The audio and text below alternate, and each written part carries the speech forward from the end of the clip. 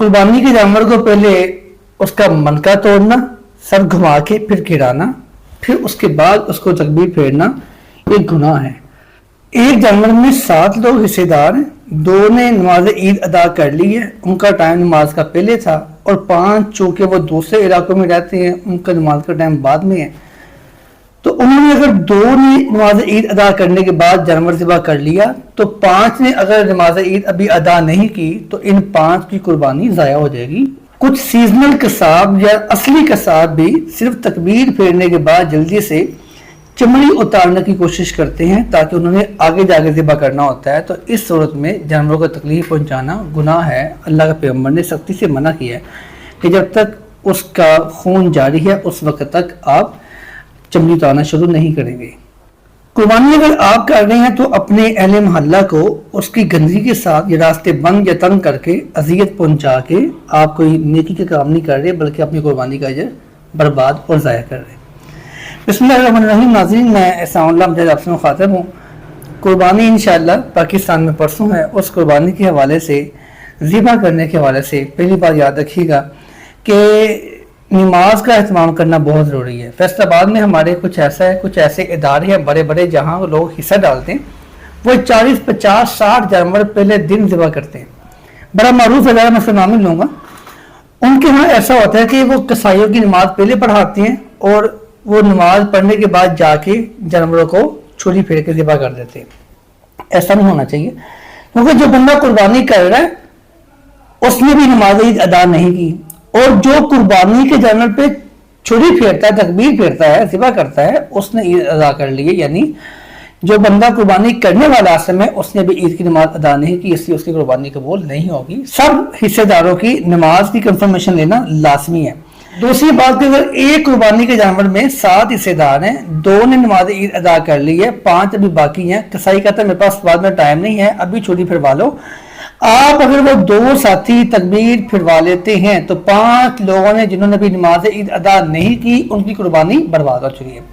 इसलिए सारे दोस्तों से कंफर्मेशन लेना लाजिम है कि क्या आपने नमाज ईद अदा की है या नहीं की, उसके बाद कुर्बानी करनी चाहिए। मैंने खुद उसकी वीडियो देखी, जब एक कसाब आता है वो आके उसका मनका तोड़ता है, उसे जमीन पर गिराता है, गिरा के अकेला उसको छुरी फेरता है और वो तकबीर फेर देता है। याद रखिएगा, अज़ियत पहुंचा कर ज़िबा करना दीन इस्लाम में जायज़ नहीं है। अल्लाह के पैगम्बर ने कहा था कि जानवर को ज़िबा करते हुए तकलीफ ना पहुंचाओ, अपने औजार तेज करो।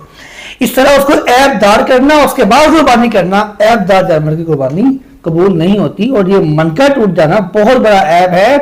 कुर्बानी करने से पहले मनका टूट जाना बहुत बड़ा ऐब है कुर्बानी टूटने से पहले, इसलिए मनका टूटने पे कुर्बानी कबूल नहीं होती। अपने कसाब का खास तौर पे मुआयना करें, चेक करें वो किस तरह ज़िबा करता है।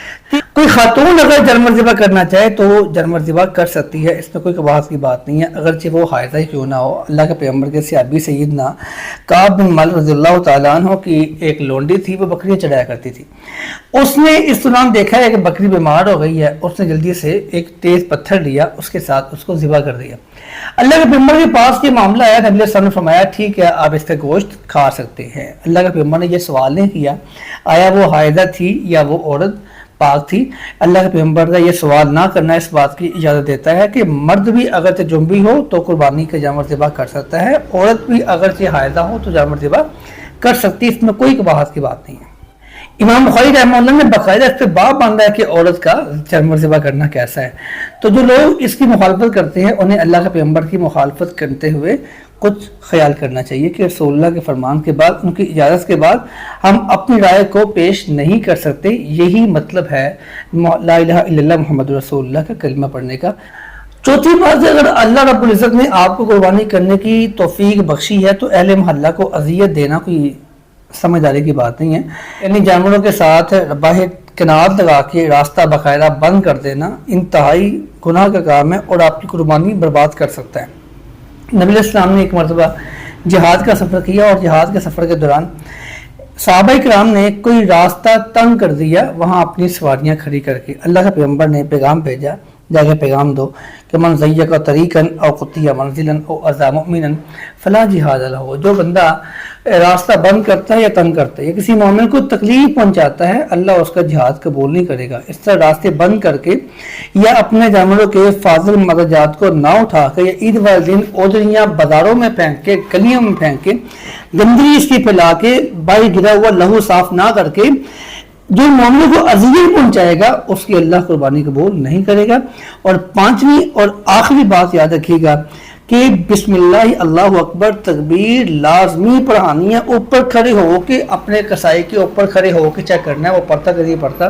وَلَا تَأْكُلُوا مِمَّا لَمْ يُذْكَرِ اسْمُ اللَّهِ عَلَيْهِ، جس پہ اللہ کا نام نہ لیا جائے اس کو آپ نہ کھائیں، شریعت نے اس کو منع کیا ہے، اس لیے ہم نہیں کھا سکتے۔ اپنے کساب کے اوپر کھڑے ہو کے پہلا دیں کہ وہ کیا کرتا ہے۔ یاد رکھیے گا ہم پابند ہیں دین اسلام کے، اور قربانی ہمیں اسی چیز کا درس دیتی ہے کہ اطاعت کریں، اللہ جو کہتا ہے وہ کریں، جو جس بات سے منع کرتا ہے اس سے ہم رک جائیں۔ السلام علیکم ورحمۃ اللہ۔